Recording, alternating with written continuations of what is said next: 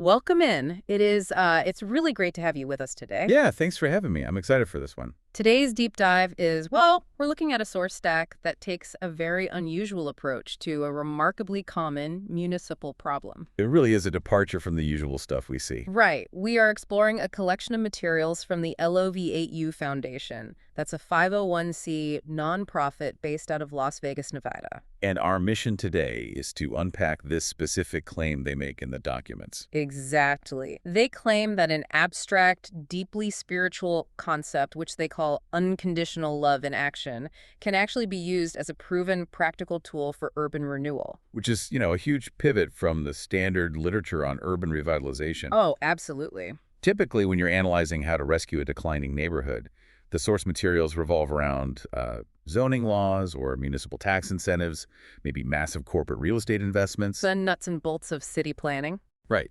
There is generally this vast, unbridgeable gap between high-minded spiritual philosophies and tangible, ground-level community action. Yeah, and I think a modern audience might naturally feel a bit of cynicism when hearing a phrase like unconditional love applied to urban planning. Oh, for sure. But the documentation we're examining today claims to bridge that exact gap. It presents a framework intended to take lofty ideas about consciousness and healing and apply them directly to the gritty realities of street-level blight. I think that initial skepticism is a great lens for us to use as we dig into this. I agree. And before we get into the mechanics of how the foundation claims to turn the impossible into the possible, I want you, the listener, to think about your own city or town. Picture a specific neglected area. Exactly. It could be an abandoned commercial strip, or maybe a neighborhood everyone seems to have written off as a lost cause or an eyesore. Just keep that specific space in the back of your mind as we go through this. Because the core argument of these sources is really designed to challenge how we view and treat those exact kinds of environments. Framing it around a local familiar space is helpful because their methodology relies entirely on changing the perception of the immediate environment. So let's start with the driving force behind the organization's origin. The foundation was started by Paula Sadler, who currently serves as the founder and CEO. And reading through the biographical context of the sources, her initial motivations were actually centered on immense macro-level societal challenges. Yeah, the text notes her deep empathy regarding issues like global war, systemic racism, and environmental degradation. She was even doing advocacy work for prisoners of war. Which are just heavy, seemingly insurmountable global problems, the kind that often leave individuals feeling totally powerless. Right, but the materials indicate that around 2005, she made this deliberate pivot to hyper-local action. She brought it all back home. She did. The foundation describes its own origin as starting with a dream, armed with nothing but the, quote, faith of a mustard seed. What's fascinating here is the sheer contrast in scale and how the documentation positions that contrast. How so? Well, you have a founder observing the massive suffering of the world and concluding that the most effective, manageable countermeasure is to start incredibly small, incredibly local. Yeah, the text is clear that the LOV8U Foundation did not launch as this fully funded, strategically planned corporate nonprofit. Not at all. It began simply as a grassroots community cleanup project. And the methodology behind its inception is presented as highly unconventional. Right. The sources state it was guided not by market research, but by intuition. And it was strengthened through practices like prayer and meditation. That actually brings up a phrase in the text that we should probably decode for a secular or lay audience. The consciousness movement. Yes. The foundation outlines its vision to be a revolutionary leader in the consciousness movement. They describe the work as healing born out of love, about love, to love, and be loved. It's a very striking mission statement. But we look at this objectively. How does a consciousness movement actually translate into picking up trash or fixing a broken neighborhood? So when the sources use the term consciousness movement, they're essentially describing a deliberate psychological shift within a community. Okay, break that down for us. Think about conventional urban planning. A city council might look at a blighted area and assess property values, infrastructure deficits, crime statistics. They look at the external symptoms. The spreadsheets. Exactly. Yeah. But the LOV8U framework flips that completely on its head. They operate on the premise that the physical decay of a neighborhood is merely a symptom of a fractured community spirit. So the people have to change before the buildings do. Precisely. Residents must undergo a shift in consciousness. They have to move from seeing themselves as passive victims of urban decay to viewing themselves as active, empowered owners of their street. And that has to happen before any external physical environment can permanently change. Okay, let's unpack this because the sources provide a major case study to back up this theory. The ultimate testing ground. Yes, the Historic Commercial Center District in Las Vegas. The documents paint a very stark picture of this area as it stood back in 2005. Historically, it had been a prestigious residential hub, a thriving retail center. But by 2005, it had suffered through years of severe neglect.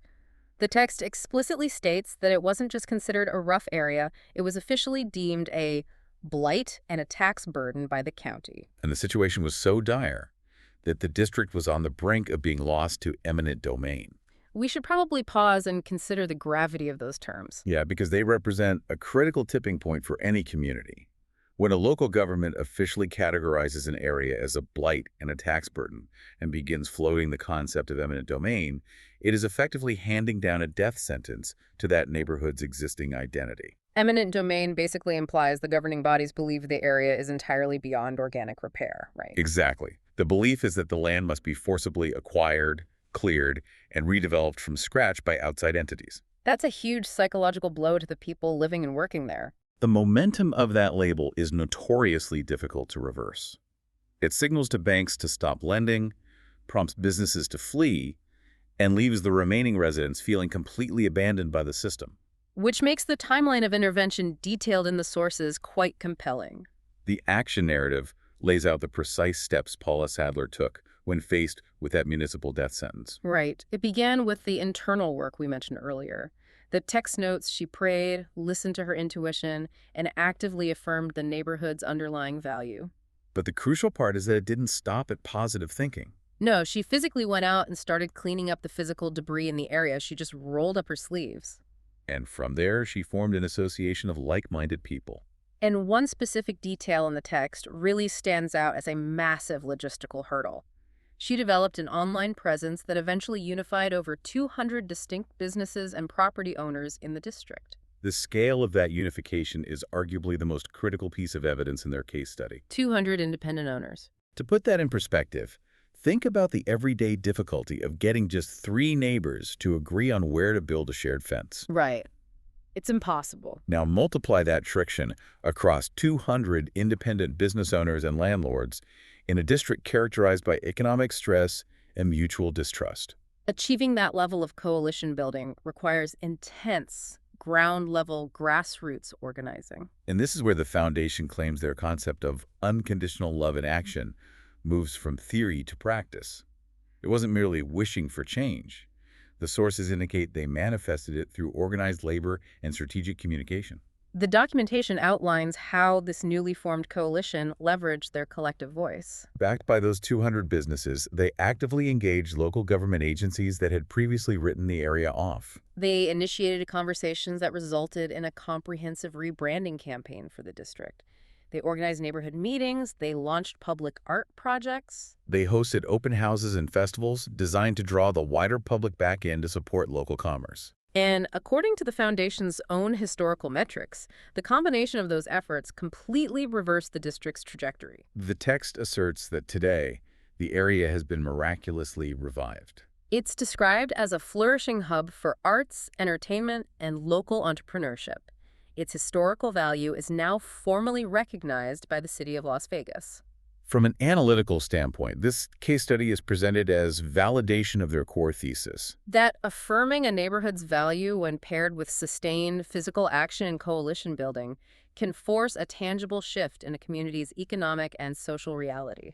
Precisely. Here's where it gets really interesting, though. The revitalization of the commercial center district wasn't the end of the story. No, it was essentially a pilot program. The Foundation used that experience to codify their approach into a repeatable system. And that system is what governs how the LOV8U Foundation operates today as an official 501c3 organization. The source material breaks their current mission down into 4 very specific pillars of action. Transitioning from a single successful neighborhood project to a formalized institution requires a structured methodology. Those pillars represent their attempt to map out that structure. Let's look at how the documents define these 4 pillars. The first is community cleanup and beautification. The sources describe this as rolling up sleeves to physically beautify neighborhoods one event at a time. With the stated goal of instilling local pride and creating welcoming physical environments, Right. And the second pillar is community building through networking. which focuses on fostering relationships, actively supporting local businesses, and weaving what they call a tight-knit community fabric. This raises an important question regarding how these distinct initiatives interlock. Because on the surface, organizing a trash pickup and hosting a business networking mixer seem like entirely different disciplines. Exactly. But within the Foundation's framework, they are viewed as twin engines driving toward the same objective, which is community trust, A clean physical environment signals to residents that they are valued. which lowers baseline stress. And meanwhile, a strong business network provides the economic stability that allows a neighborhood to maintain that clean environment over the long term. That interconnectedness becomes even more apparent when we look at the third pillar, which is teaching nonviolence. The Foundation asserts that education is the fundamental key to peace. They dedicate resources to teaching nonviolent conflict resolution strategies, promoting empathy, and building a culture of mutual understanding. And the fourth and final pillar is community public art. They champion initiatives that bring art to the streets, celebrating diversity and sparking meaningful conversation. Operating on the belief that public art has the power to uplift a community spirit and inspire lasting change. If we play devil's advocate for a moment, Sure. a skeptical observer looking at traditional urban renewal might ask, if a city block is facing systemic poverty and the threat of bulldozers, how does teaching nonviolence or painting a mural actually solve the structural problems? And that is exactly the friction that makes this approach unique. The conventional wisdom says you need a massive influx of capital to fix the structural issues first. Right. But the LOV8U sources argue the inverse. If you dig into the socioeconomic implications of their pillars, teaching nonviolent communication directly addresses neighborhood conflict. Lower conflict leads to a reduction in crime metrics. When crime metrics drop, consumer trust returns. That increases foot traffic for local businesses. And those businesses then generate the tax revenue and economic vitality that forces the city council to back away from ideas like eminent domain. In this model, they are treating the act of teaching conflict resolution with the exact same level of civic importance as repairing a pothole. The physical infrastructure and the social fabric are treated as a single, interconnected organism. That's a great way to put it. To really grasp the psychological depth of that interconnected approach, there is a specific detail in the source material we need to examine. Yes, the founder, Paula Sadler, authored a book titled The Nature of Miracles. The main title is interesting, but the subtitle reveals the exact psychological mechanism the Foundation is trying to trigger. It's quite a subtitle. It reads, a one-a-day spiritual discovery guide on how to heal from terror and fear consciousness to love and peace. The transition from a state of terror and fear to love and peace is a massive psychological jump to target, especially in the context of urban decay. The text mentions the book was originally titled Paula's Scrapbook for Daily Guidance. It's described as a journal involving processes of spiritual discovery, meditation, affirmation, and prayer. But the ultimate stated goal of this daily, highly personal scrapbook isn't just individual self-help. It is a core vision of world peace. The use of the word fear is particularly telling when applied to a failing neighborhood. Fear consciousness in an urban environment looks very specific. What does it look like? It looks like residents locking their doors, refusing to make eye contact with neighbors, and ignoring the trash accumulating on the sidewalk because they feel the situation is hopeless. It's a state of paralysis. Exactly. Uh-huh. And the love aspect, according to their framework, is the antidote to that paralysis. It's the conscious decision to step outside, pick up the trash, and introduce yourself to the business owner next door, despite the fear. It creates a fascinating link between the intensely personal habit of daily journaling and the massive communal goal of urban and eventually global peace. The text suggests that just as a neighborhood is saved one swept sidewalk at a time, the broader culture is shifted one individual's mindset at a time. It's a very empowering philosophy. So what does this all mean? If we synthesize the claims and the history presented in these sources, the primary takeaway is a challenge to our assumptions about urban decay. We are frequently conditioned to believe that once a neighborhood falls into severe decline, it is an irreversible tragedy, unless millions of dollars in corporate or federal funding intervene. But the LOV8U Foundation's materials offer a completely different blueprint. They argue that by shifting the internal consciousness of the residents and applying unconditional love through very practical, highly organized grassroots action, an area that society has completely written off can be reclaimed. Furthermore, the documents are clear that this is not intended to be an isolated, closed-loop experiment. They actively invite participation. The Foundation outlines 3 distinct calls to action for anyone who connects with this methodology. They ask individuals to donate to support the ongoing causes, volunteer their physical time to assist those in need, or partner with the Foundation to integrate into their broader referral network. If we connect this to the bigger picture, the history of the Historic Commercial Center District is presented not just as a heartwarming local anecdote. No, it's presented as a replicable flagship model. The Foundation's literature discusses these outcomes as being proven by natural law, demonstrating that the impossible can become possible. The ultimate analytical takeaway from this source stack is a thesis on civic agency.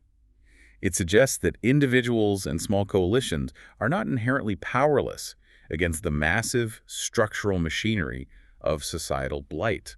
The sources argue that a community does not have to wait for a government task force to grant them permission to save their own streets. Which is incredibly profound. And that brings the narrative right back to where we started. Back to you. We asked you to picture the most neglected, blighted space in your own city. That specific street corner, empty lot, or declining commercial strip that everyone else has seemingly written off as a permanent liability.